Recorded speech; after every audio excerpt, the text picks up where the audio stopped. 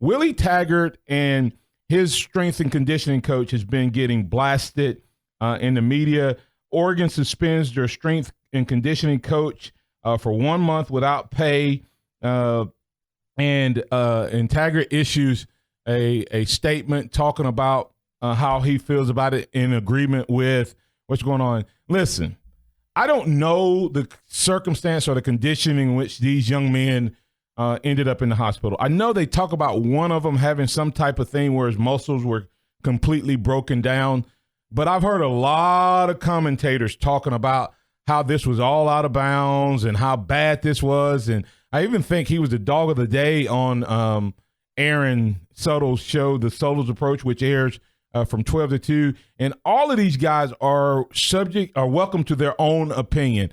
I played the game, and I know for a fact that some of the things that I went through when I was playing, Coach Rich Wingo and Coach Rocky Colburn would probably be in the news for what they did, because they absolutely pushed us to the limit. And there was times that I probably should have went to the hospital. And I heard someone say, well, it was like basic training. Yeah, it is like basic training. And there are things that happen in basic training and there's things that happen in conditioning programs that 20 years ago, some of the stuff that we go through, I played before they limited the number of hours you could practice. I played when they used to take us, they took us, we had a segment called Lower Gym, Xavier.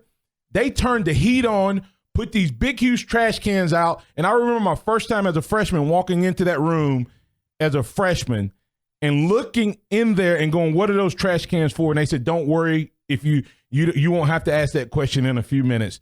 Once the whistle blew, we did not stop moving, okay? Even when you were not actively doing it, you were running in place. And it was what made us – that's why Alabama – that class, the last class to go through Lower Gym at Alabama in the old school way was 1992. They did away with Lower Gym after our freshman year. We were the last ones to go through that type of workout program where they literally, you thought you were going to die. Who was the last team to win a national championship until they brought back the fourth quarter under Nick Saban? Yeah, exactly. And so, go ahead. I got one other thing, but go ahead. And then you talk about the basic training thing, which is something that I've experienced through the Marines. And I'm telling you right now that we have this thing. It's called the Crucible. It's the final step and is how you graduate boot camp.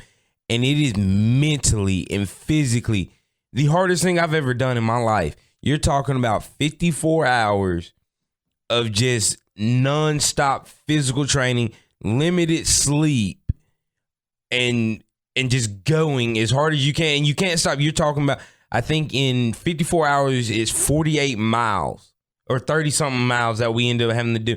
On top of continuously being physically active, and they're doing it and pushing you to see what your breaking point is, and to make you mentally stronger. But that's the military.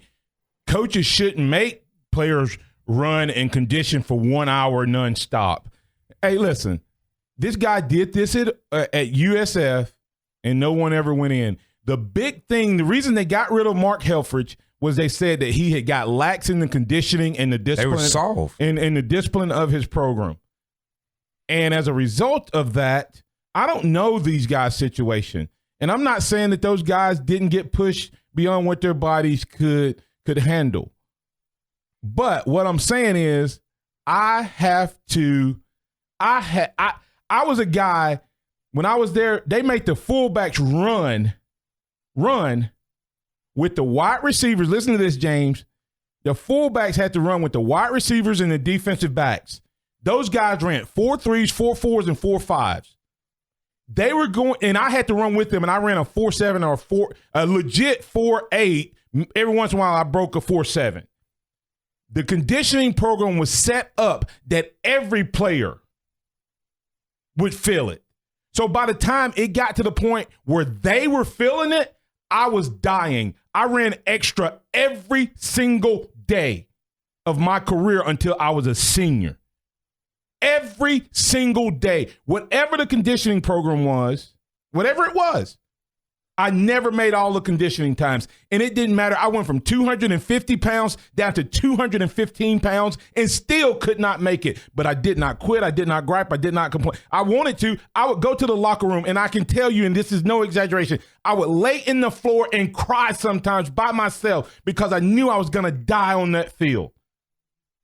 But quitting was not an option. I would literally go in there and go, God, I don't know if I can do it another day, but I have to because my education is the only way I can change my life. And the only way I can afford an education is to go out on this football field and do what they asked me to do.